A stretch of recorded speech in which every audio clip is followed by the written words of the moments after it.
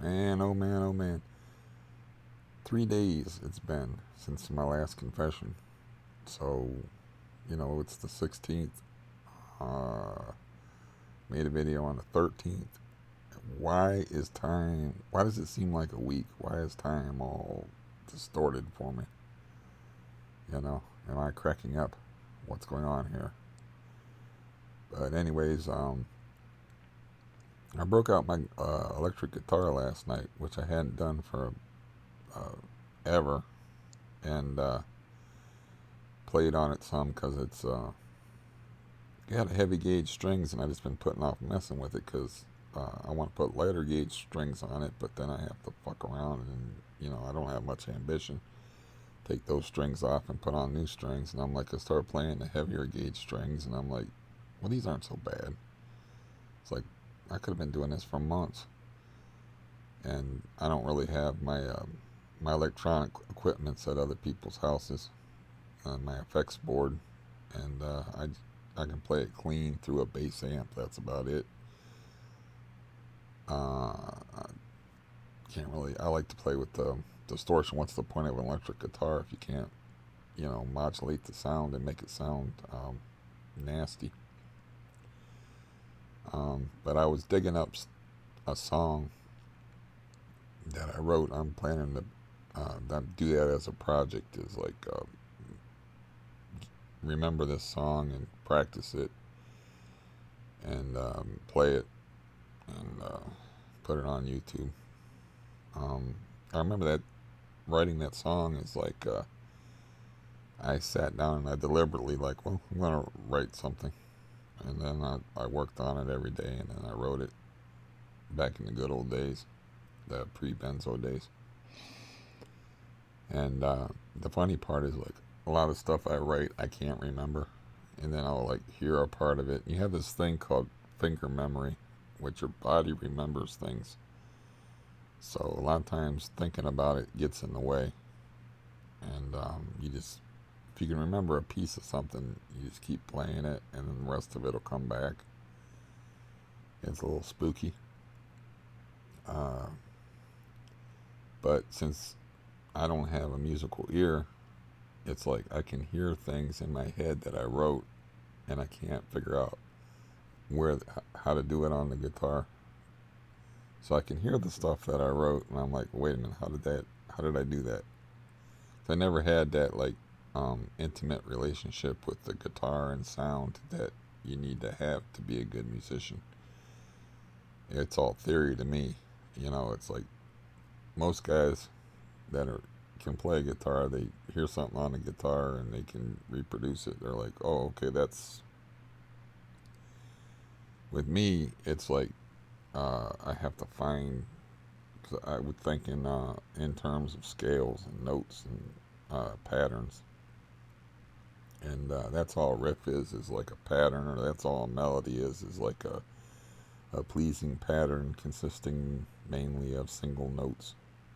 I think is the definition of a melody. But I was always pretty good at that, is like picking out patterns and making up riffs. I just didn't, just don't have a good ear, so it's like all theoretical. In other words, you have like these, it's just boring people. You have these patterns on a guitar, and in the form of scales, and then if you work within the scale, you can and you just like play. You literally play. You're just screwing around, and then something will come out. You'll dig something out. I always like that expression by I think Ted Nugent, where he said that music isn't made, it's found. Like you're a archaeologist excavating something, like that was already there. I always liked that idea of music being eternal and people just finding it, you know. But then I would find a riff, and then I would like build off of the riff using my brain and my knowledge of the fretboard, and I would try to take it in a different place. But it would always start out with like a do do do do do do do do do do do do. I'm like, well, what can I do with that? Play that little thing, and I'd be like, what can I do with that? And I was like, what if I play this scale this way? You know, and like I don't know that much about it, so I can't. I'm not real good at changing keys, and it's kind of like I do what I can, sort of. So that doesn't mean because you're not really good at something that you can't enjoy doing it. So yeah, I have to find something to get absorbed in. You just can't sit around and do nothing when you're suffering from a benzo deal. You have to figure something out. You have to have a goal, or you know. I mean, my life has become some kind of dreary. I shouldn't use this metaphor. It's very wrong, but I always consider it like a baton death march, because I mean, walking hurts, and lifting weights is not a lot of fun when your legs don't work. Uh, I do part of it, half of it standing up, so like I'm always worried about falling over. I do fall over, and I throw the weights away from me so I don't break more toes. And these are just 20-pound dumbbells, so it's like 40 pounds I'm lifting. So, but a 20-pound dumbbell can do very unpleasant things to your little piggies on your end of your foot.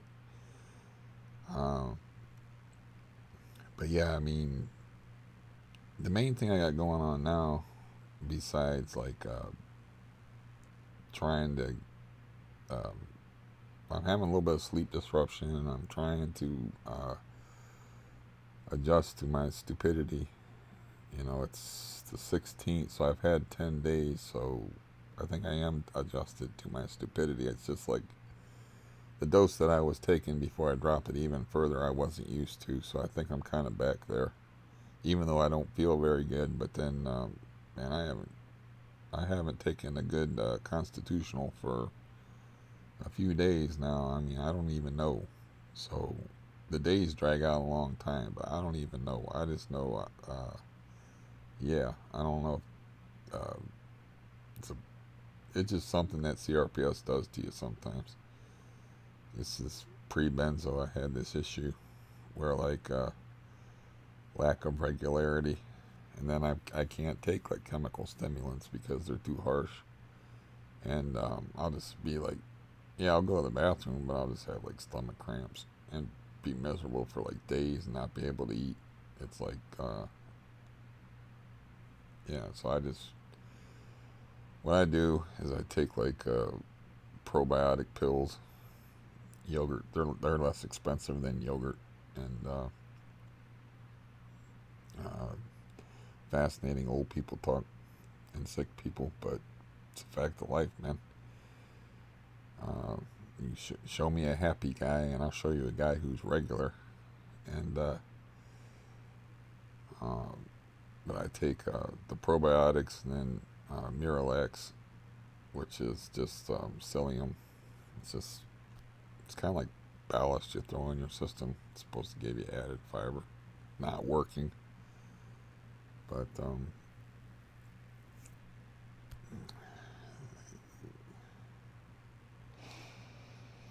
yeah, I don't like talking about that stuff. But it's just a fact of life, you know.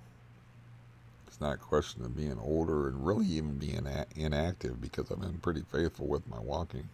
And, once I started walking, started exercising, it's like, oh, I'm having less troubles with that. It's like not a coincidence. Keep active, keep walking. Um, I've only become like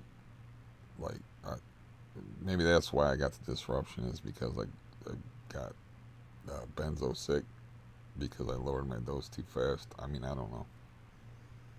I get tired. I don't like talking about physical stuff. I like talking about other stuff. I don't like talking about my physical woes because you don't deserve it. You know what I mean? Like you don't. I got this thing where I like retreat into my head. I retreat into my hobbies, and like just like fuck you body, and you can't do that either. You gotta take care of your body, and I feel like it's almost like I'm on a sinking ship, and I'm like climbing up to the top mast just to get away from it all, but that ship's still sinking, and you're still connected to it. So you damn well better do something about it. Uh, anyways, I just I have the book, the actual book here, but um, I found a. I'll leave a link to that. Maybe you'll enjoy that. Maybe you won't. But uh, it's an hour and 42 minutes, so it's a short little book. But it's the Tao Te Ching, supposedly written by Lao Tzu, Taoism. It's like the only religion where uh, the female rules. You know, it's like everything's from a feminine. Uh, Everything's considered like from a feminine perspective. It's like feminine dominated. It's like it doesn't have a god, but if it did have a god, definitely a she. So, I can't really think of any other religion where it's not dudes. Um, it even has the line in it. I was listening to it last night. I almost got all the way through it, but it even had the line in it.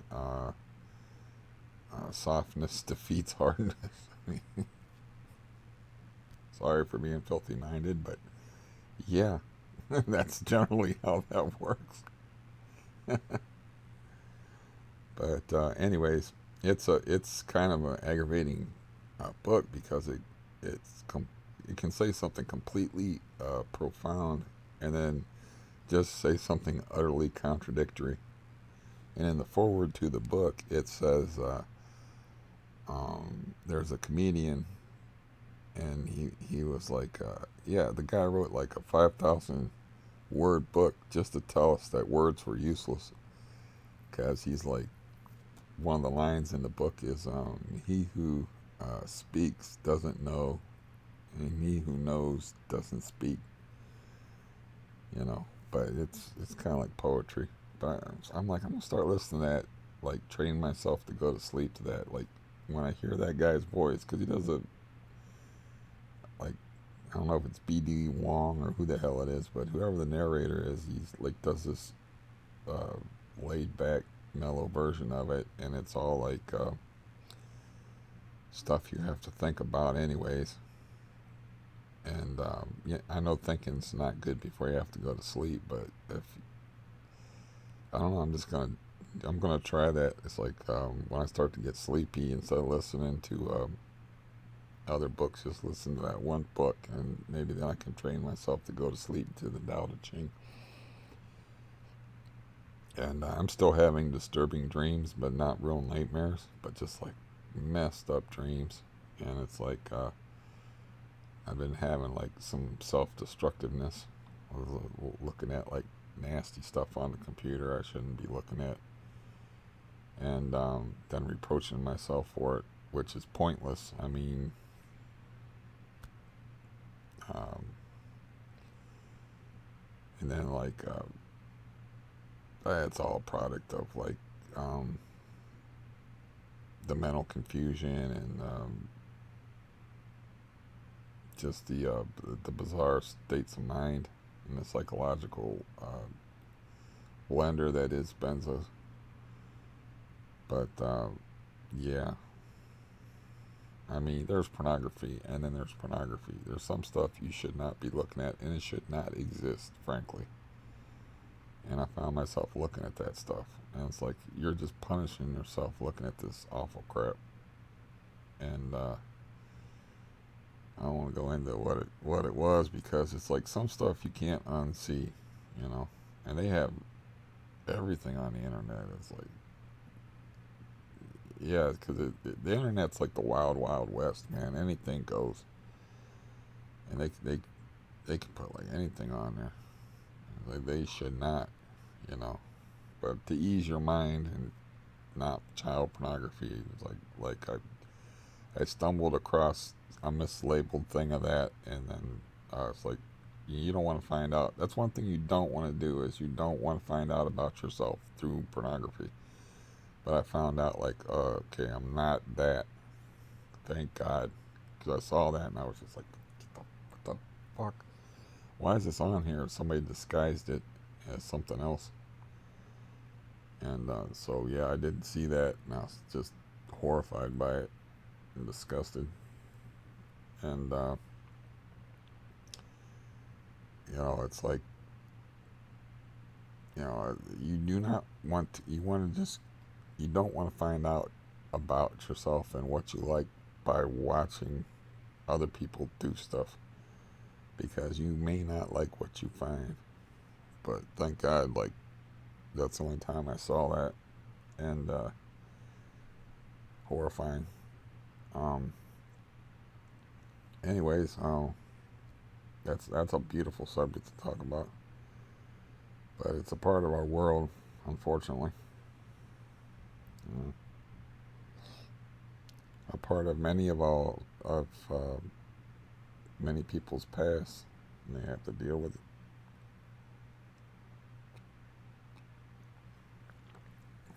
But spilling coffee on myself. But yeah, um, it's almost like when my mind gets in a bad way, I'll like punish myself by watching like serial killer documentaries, and I never would look at that stuff because it's illegal, and I don't like kids anyway. As far as like, people don't. As far as like even being around them for extended periods of time irritates me. You know, uh, kids are wonderful, like to talk to, and they're like uncorrupted adults. You know, for a brief time, but they got all that energy and they're annoying, and yeah. Somebody told me once that I'd make a good father, and I was like, because they had a kid over there, and I was like teaching the kid something, and I was real patient with them, and I'm like, are you crazy? That's what I was thinking. It's like, you learn how to be a parent from your parents, and I'm all fucked up in the head, and yeah. Just because I can be nice for a little while, I mean, having a kid around all the time, and then, you know, you that's like the main problem with this world, is like improper parenting. That's literally the main evil in the world, is people having kids that shouldn't have kids, and don't know, they're not prepared for them financially, they're not adults themselves, they don't have anything to teach the kids, or they had like crummy childhoods where like that's their model for how you treat kids. I'm sure my dad thought like, I don't understand, like, why do my kids not like me? I think he said that to my mom. It's like, because you scare the shit out of us. But compared to the way he was brought up, he was doing pretty good. So, you know, it's like like I said, man, I can remember when he would leave for work as a small kid, we would jump up and down for joy, literally. And I remember like, I I guess they were smoking dope or something. I don't know why they would do this, but around Easter, um, the kids would paint Easter eggs, and my older sisters were always into it, and they would put everybody's name on the Easter egg. And for my father, they put Ogre, OGRE. Like, are you out of your fucking minds? I remember that though, man. I was a little kid, and I remember that. That's the kind of fear that I grew up in. It's like, I can't even tell you how old I was. I was old enough that my older sisters were still into painting Easter eggs, or I was young enough. You know what I mean. I mean, I was a young kid. That's the only thing I remember, is that the egg was green and it said ogre in there, and I knew the word because I was always bookish. I'm like, I thought that was crazy. And I remember my younger brother saying sarcastically, yeah, I'd want to have kids, then I want to make them like really, really afraid of me.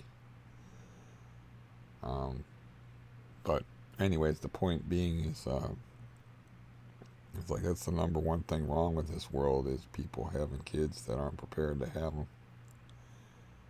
Um, and yeah, financially, emotionally, um, spiritually, whatever, and whatever. Um, uh, that one friend of mine, um, him and his wife refused to have kids until they owned a house. You know, it's like until they had the money for them, they were like not having kids. I remember him saying that to me.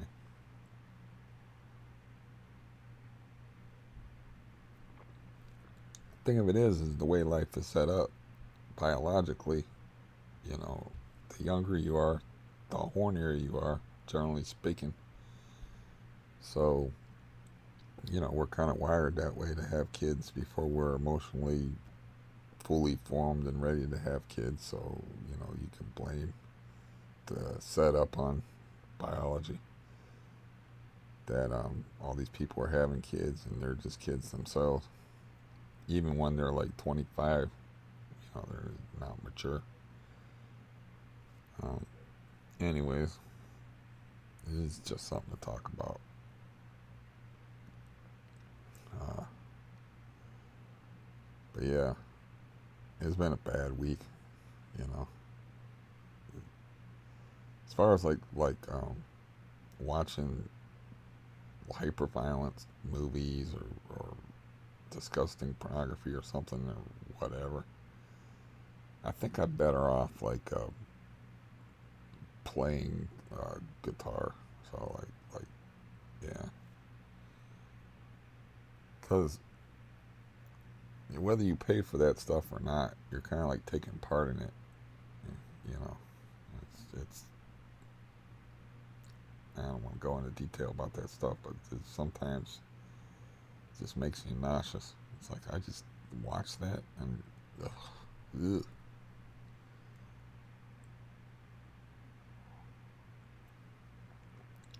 But you know, these things or these videos are supposed to be about honesty. So yeah, um,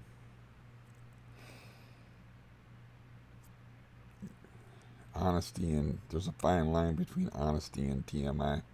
I'm always towing that line. Um,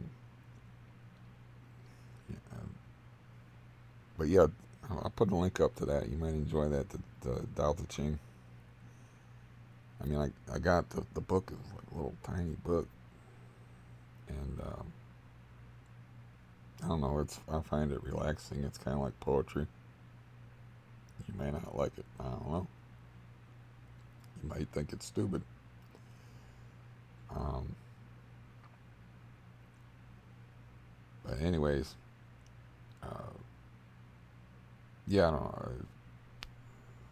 I just woke up, like I said, at a weird hour, and I'm drinking coffee, and it's about 1 o'clock in the afternoon, and bright sunny out, but there's still snow and stuff out there, so I haven't been able to get out of the house. But that's another thing about like watching um, violent serial killer type material and watching filth and stuff. It's not just garbage in, garbage out. It's like it kind of like sculpture mood and stuff. And yeah, I mean, and that and what you do, uh, it kind of like affects like your health and how you feel and everything. It's like that's why it's so important when you're depressed to force yourself to do things, which is really hard. And because you can change your you can change yourself. You can change your the chemical balance in your brain, and you can change yourself through behavior. I was feeling pretty good there for a while because I was exercising and I was lifting weights and I was actually climbing up in weight in the barbells that I was lifting, and it was getting easier, and you can see progress, and it starts to make you feel hopeful, and you know, so you gotta like stay away from MSG in in the form of entertainment. Uh, mucho MSG. What would that be? Uh, mucho super gross material that you watch.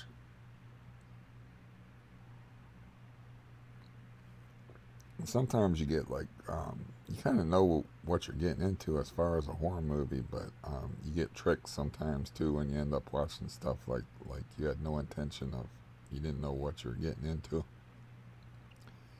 and that can happen with pornography in a big way. Um, yeah, I kind of like, it's kind of like the it's kind of like you should just stay away from that stuff altogether, but at the same time, you're alone and you're a dude. It's kind of like an impossibility. Um, Norm Macdonald has like he whenever he tells a joke, he's like, sometimes he'll be like that's kind of more of a comment, if it doesn't go over well or whatever. But he was like on the Tom Green podcast, he was like, it's time to read jokes, and one of the jokes was, who would have thought 20 years ago that I would need a computer to masturbate? It's like, once they've been to the big city, how you going to keep them down on the farm? You can't, like, and I'm sorry for talking about this stuff, but this is messed up. But um, it's almost like I could, my sex drive's like really low because of the benzo torture and something to do with volume. Uh, So I kind of like do it as a duty to make sure the stuff still works in case I ever get any opportunities, and uh, yeah, use it or lose it is a theory that I subscribe to. Um, so a lot of times it's like almost like working out with weights, very very small weights, but weights. Um, so it's like how to do that. It's like how to do that to it's just healthier.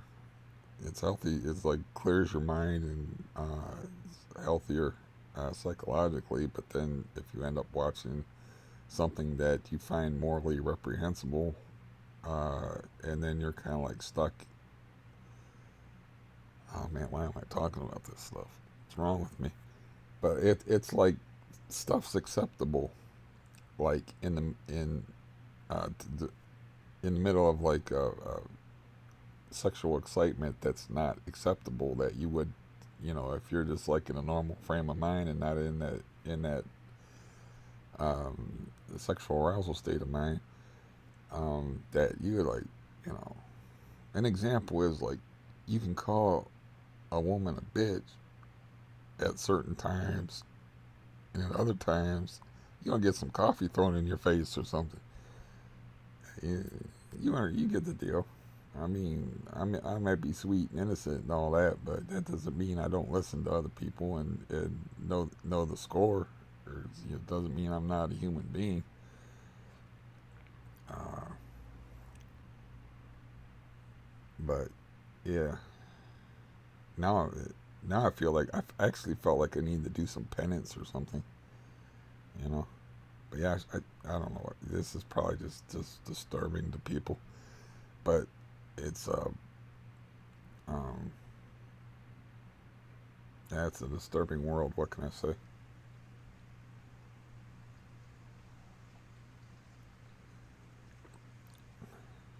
But yeah, I don't like being trapped in this like benzo forest, and it's like I'm trapped. I'm like lost in a woods, and it's like I want to get to where I have things that I want to do, but I'm lost in the woods, and I need to get out of the woods first. You know, um, I like I've said many times, death doesn't, yeah, death doesn't scare me. It's at times seems like yeah, I could use some of that.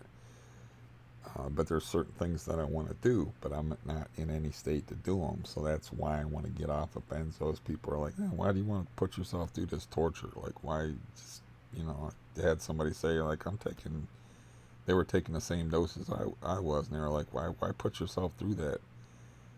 And it's like, 'cause I want to get my head clear because I got some certain things I want to do where I want to be at my best, whatever that may be.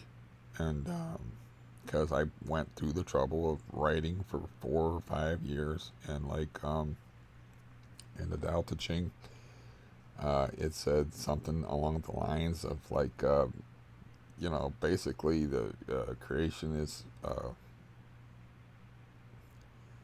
something like, it speaks more like this: the superior man creates just for the sake of creation.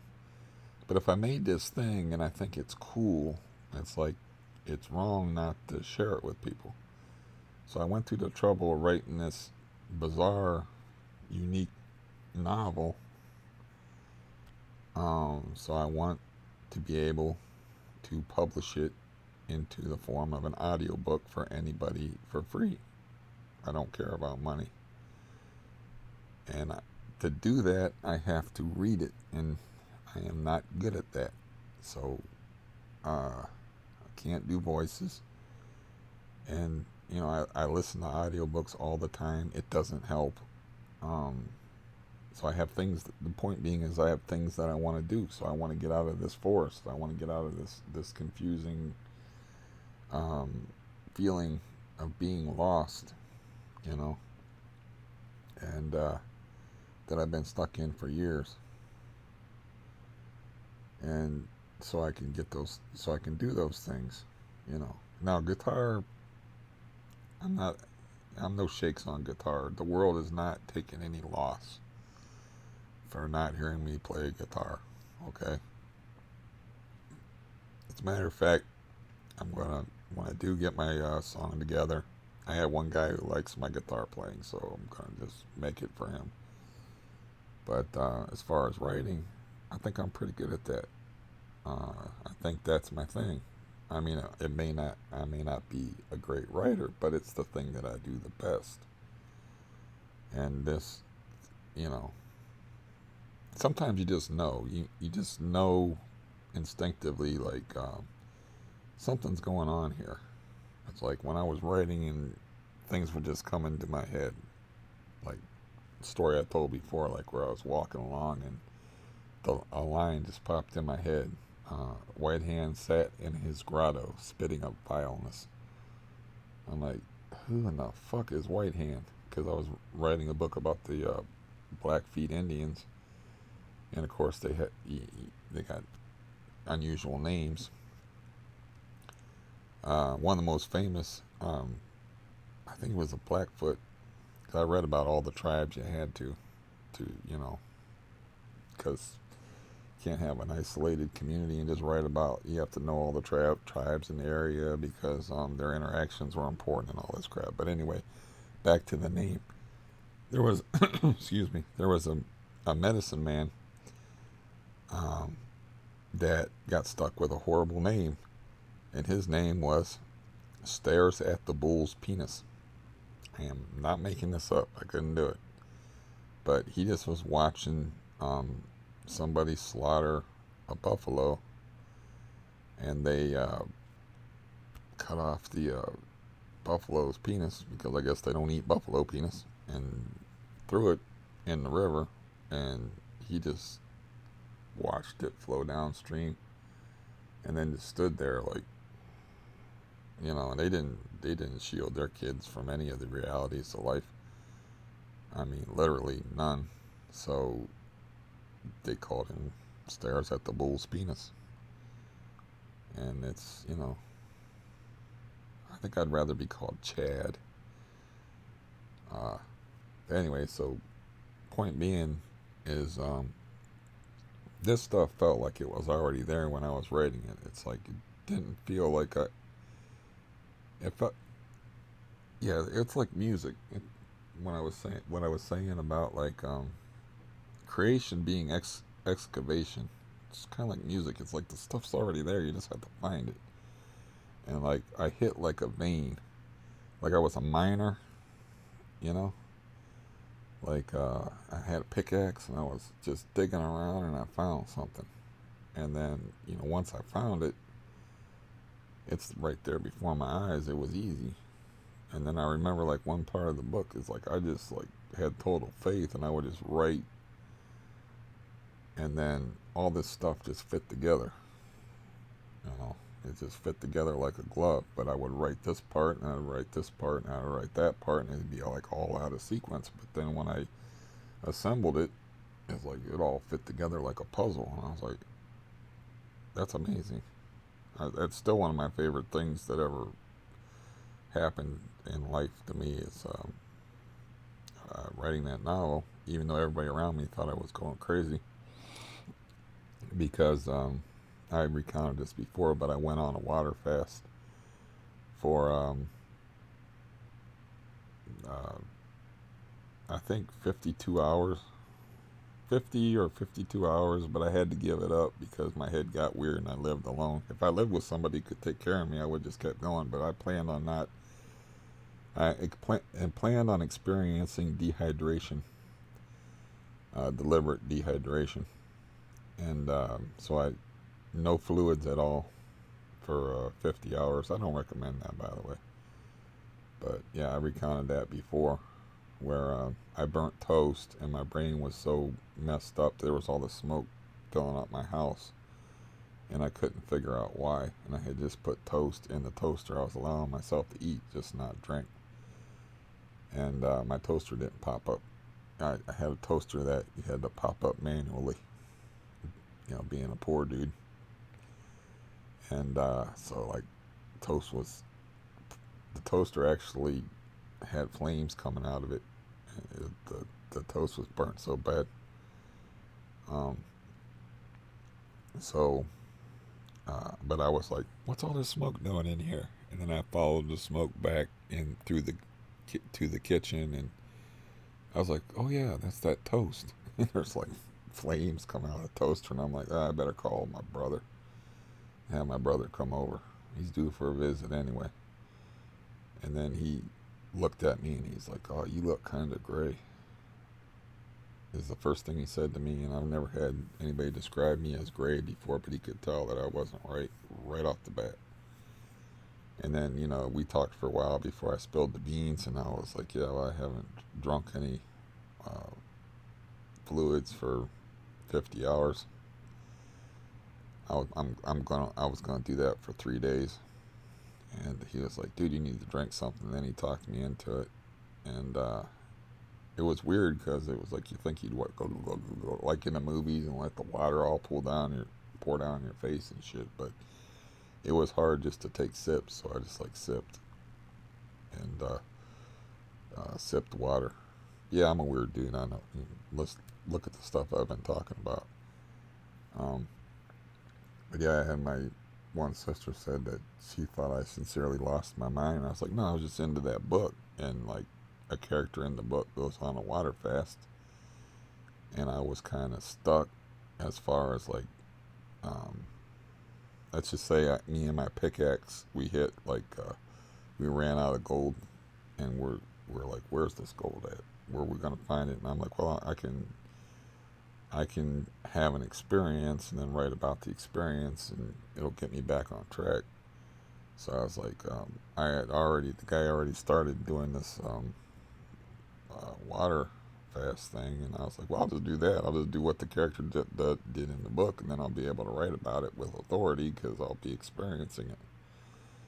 So I did that to myself. I think it would be called method acting. Maybe, I don't know if it was acting. Um, method writing. Instead of writing about past experiences, you're actually having a current experience and then writing about it. I didn't write about it while it was going on because I couldn't even figure out that I was burning toast. That's where the smoke was coming from. But after it was over, then it was fresh in my mind, and I got, my brain back on track, because dehydration really messes with you. You can't think straight. And then I wrote about it. But anyways,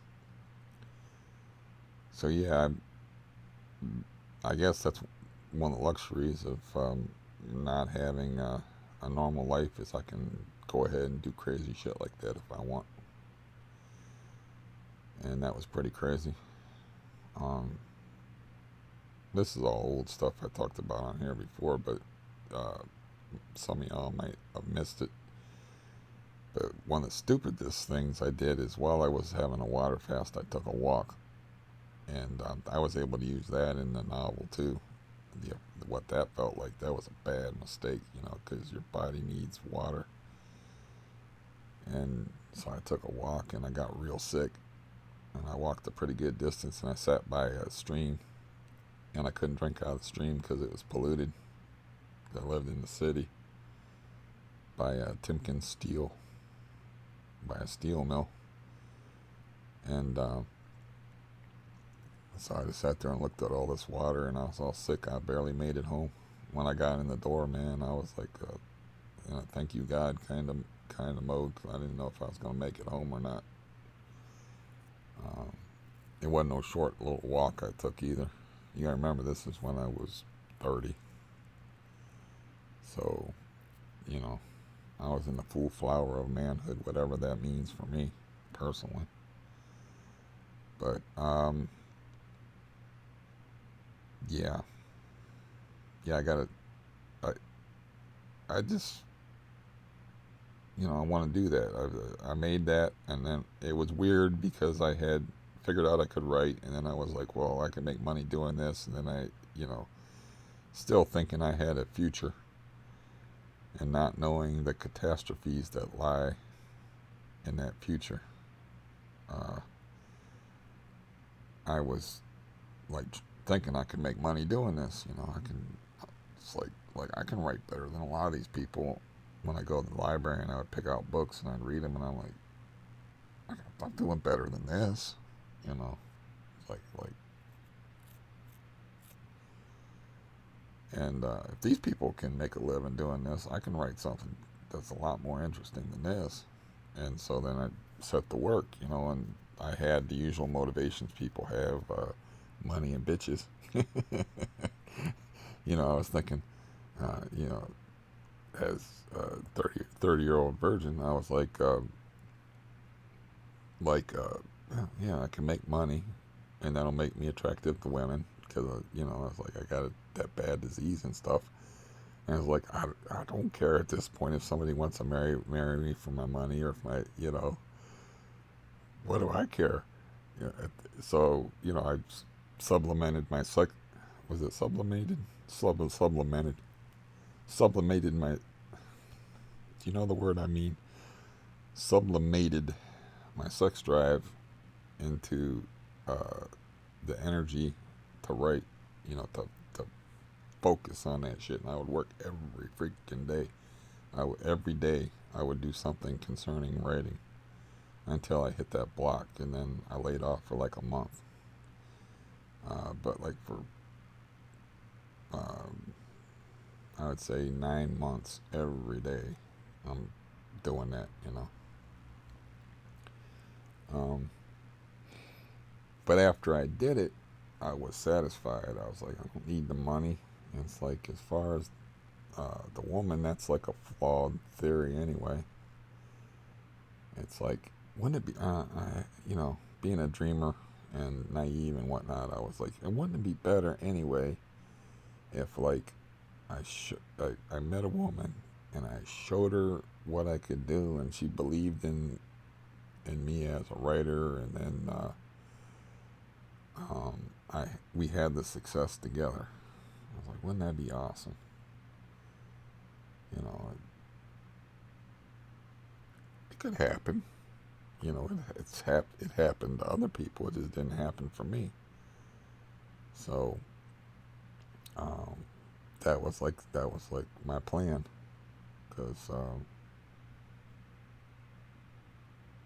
because I had all that horror. I went through all that horror of in my early life. I wanted to like make all that worthwhile. You know, make all that bad stuff worthwhile, and make a second half of my life, since I went through the spinal tumor and the reconstruction surgery and the CRPS, like all before I was 20 years old.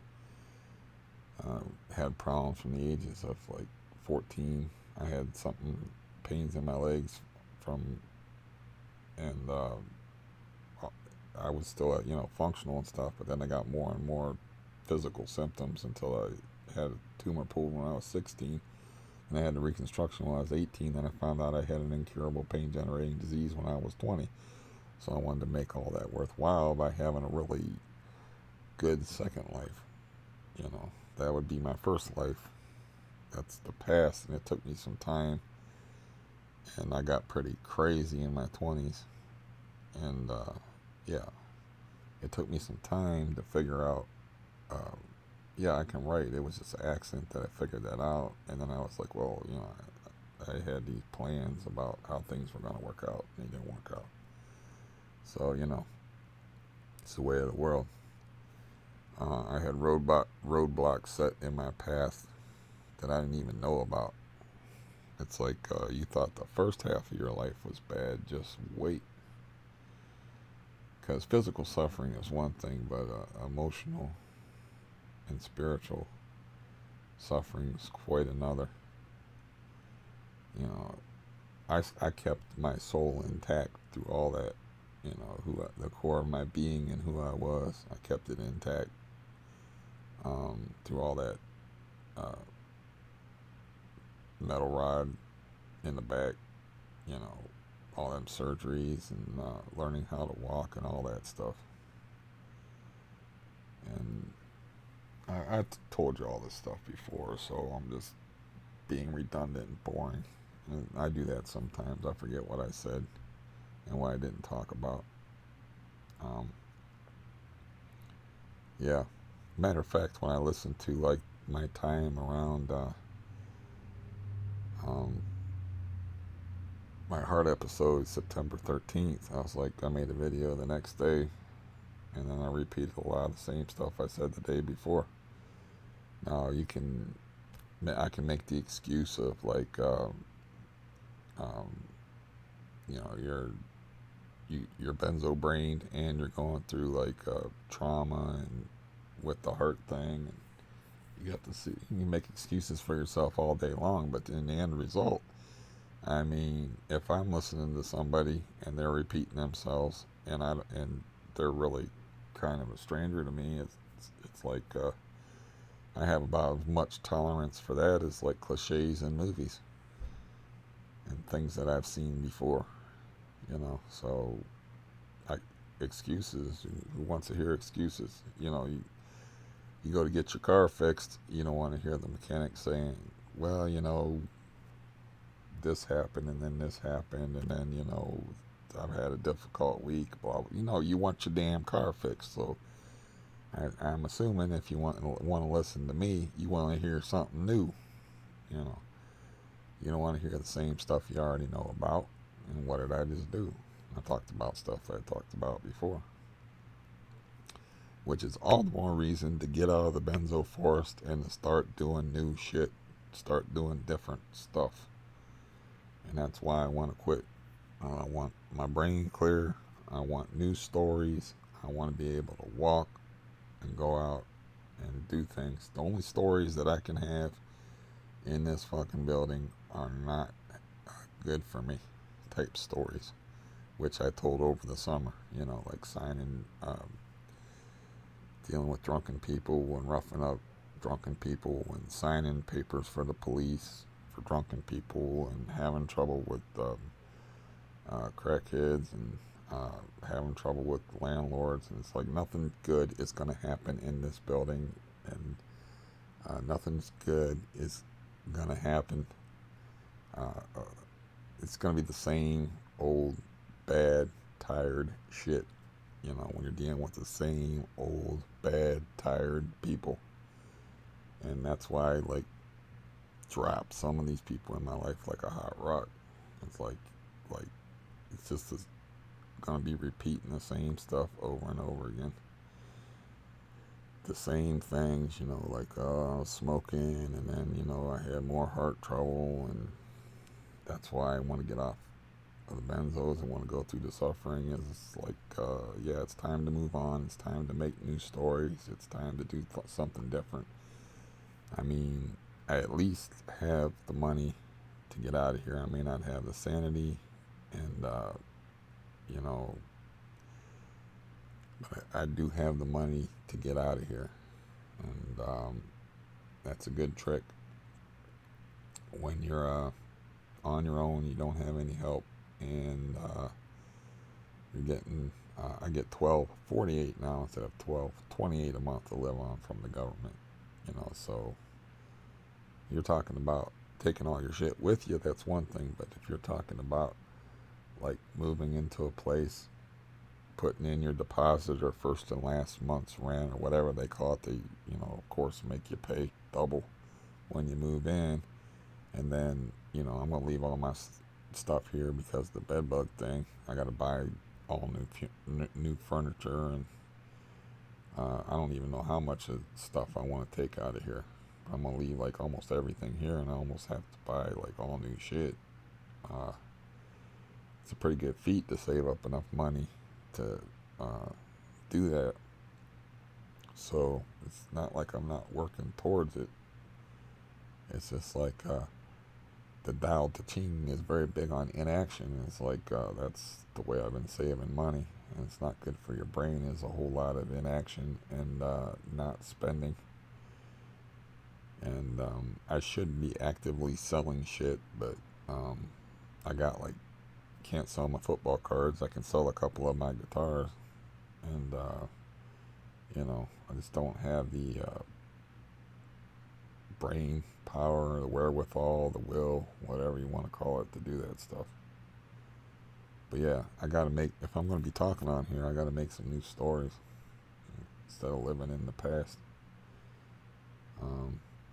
What that one song that I sang on my birthday say? It serves me right to suffer because I'm living in days gone by. You can't be living in the past, man. Even if you're old, and you're like, well, you're 52, you're not that old, and it's like, I'm old. Trust me, I'm old. It's about miles. It's about things you've had to endure. There's young 52s. There's people that never make it to 52.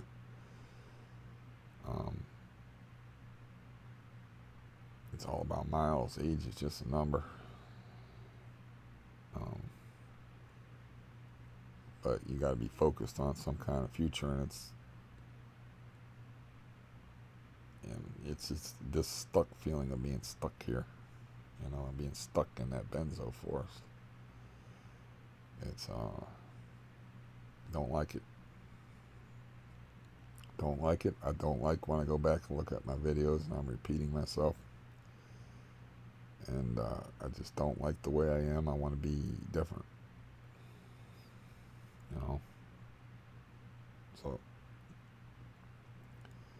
So yeah. The thing about the dental appointment I got coming up is got like a bone spur or something that's keeping my gum from forming into the shape that it's definitely gonna form into, and I maybe should go in there and be like, look, cut that out. It's right here. It's sore. It hurts, and and they'll maybe numb me up and cut out that bone spur in the gum, which happens like all the time. Usually they work out though. I don't see, like, I had so much fun at the end of the summer that like September I was in the hospital for 3.5 days over arrhythmia, and then October uh, I had is when I had all my teeth pulled. I had like 5 teeth pulled in one day, and then on Halloween is when that nonsense happened, where the guy uh, got in my business next door, and then November 8th is when the appointment that they made behind my back happened, and I broke my toes, and then of course I stayed off my feet for almost all of November. Then December, I was sick from like the 5th to the 24th. I remember feeling better on Christmas Eve, and so I got weak, and then since that time, January, I started exercising and walking. We're in February. It's February 16th. I've still continued to do that. Um, so it's been a rough go, man. There's just, yeah. I don't consider myself the most unlucky person in the world, but I am definitely a magnet for trouble. Um, it's just the way things work out. I mean, it's kind of like, if you hang around scorpions and you get stung, big surprise. So if you're in a building and you know there's drug activity, and you know there's PTSD, and you know there's a bad landlord that lets in drug dealers, doesn't give a fuck about the property, and if you know all this stuff, it's not surprising. It's not really bad luck. It's like it's like saying, it's like being in a swamp and getting your shoes muddy, and then be like, darn it, I stepped in some mud. You're in a fucking swamp. You're gonna get muddy. So change the scenery. That's what I need. But at the same time, I'm trying to get this agency to help me find a place where I might end up having to do it myself. It's not like I haven't moved myself before. It's just like, it's just hard when you're dealing with the mental thing to, I don't know, do anything, let alone something major like that. So I wanted help doing it. And then I turn around and I have to cancel on the dude after, he gave me mixed messages. I hadn't heard from him. And then, I hadn't heard from the dude for so long that I had already dropped from 30 milligrams to 12.5 milligrams. So I was like, because I was just like, these people aren't going to help me. So I'll just stay living here and work on getting my benzos lowered to where I'm at an even better jumping off point, or maybe even dropping down, like way down, or maybe even going on. I'm ambitious sometimes, so I'm like, maybe the 2 months rent that I spend here, when I paid the 2 months rent, I was already at half my dose. I was already at 15 milligrams. So I was like, maybe in the 2 months I'll be off of them altogether. And I don't know how it's going to be being off of them, but and then move. And then, once I get out of here, that'll be like any place with peace and quiet, and non-substance abusing crazy people around, and non-evil landlords. It's going to be like a paradise to me. And or non-barking dogs. This dog barks like crazy now. So I'm still trying, is the point. I'm still trying. It's like it's just fucking hard. I still have my plans, and I still have my hopes and dreams. I just changed them a little, And like I said, I had originally written that novel with the idea of building a life around a career as a writer. And I didn't realize that you have to be healthy, because you think of writing as just like sitting in a chair, and how strenuous can it be? It's a mental activity. But no, if you're in a lot of pain and you're distracted by suffering, and you got issues upon issues, you can't do it, because you have to get your mind in a certain state. You have to transport yourself into another world, the world of the novel that you're building. And so I was only some stuff happened, and then the CRPS got worse, and you know, so yeah, life doesn't always work out how we plan it, and sometimes, to be super cliche, we have to, make the lemonade out of the lemons, and but just writing that was satisfying to me. I was like, I didn't really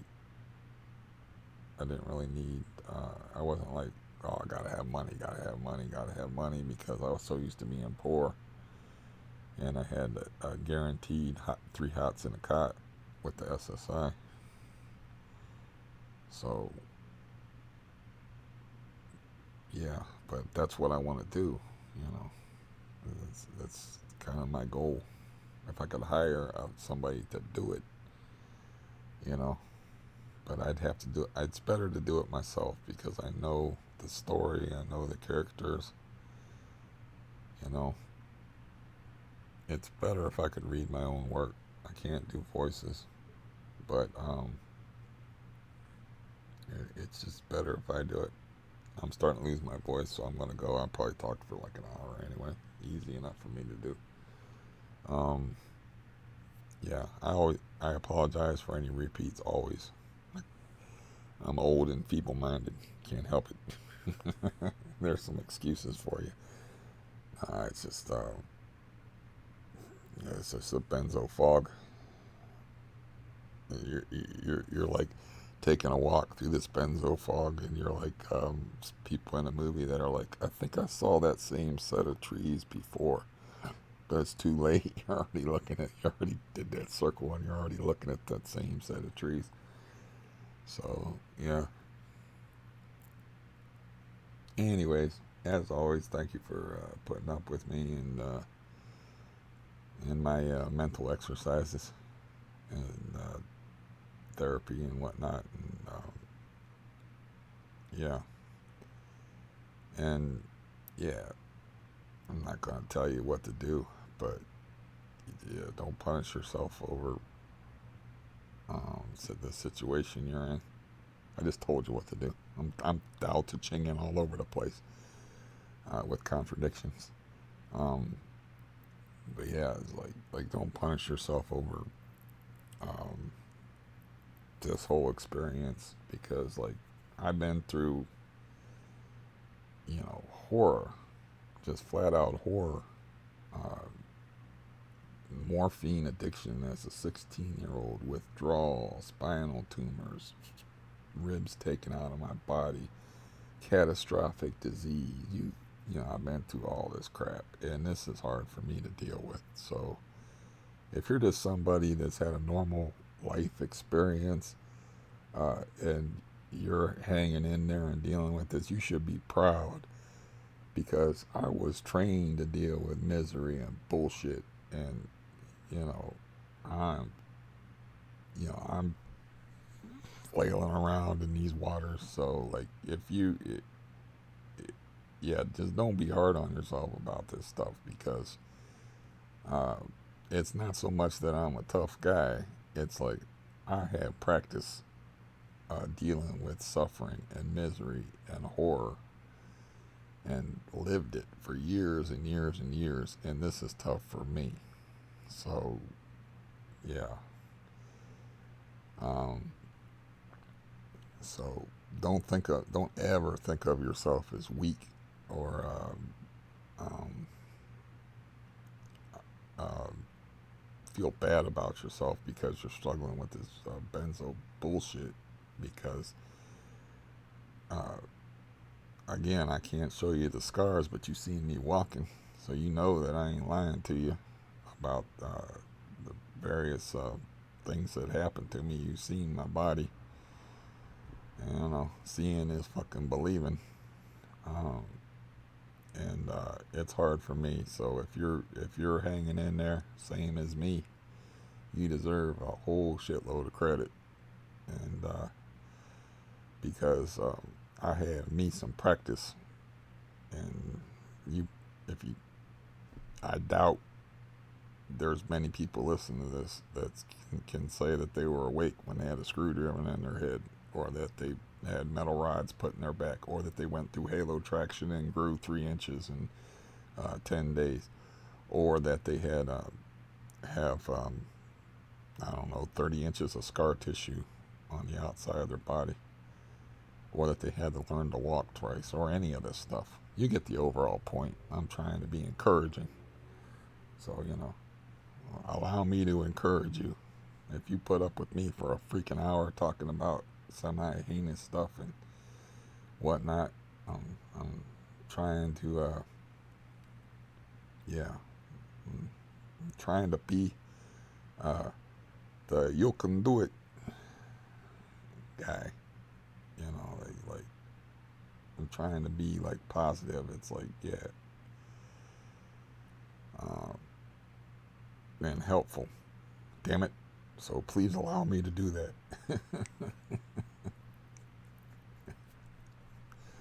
Hey, I'm a goofy son of a bitch. What can I say? I am what I is. And yeah, God bless, good fortune, whatever suits you best. And again, don't feel bad about feeling bad, because I feels bad too, and I got lots of experience at it. So there, talk about redundancy. I'll catch you on the flippity flop, as dude upstairs is fond of saying. I'm like, that's dorky. You know how I am at goodbye, so I'll say goodbye.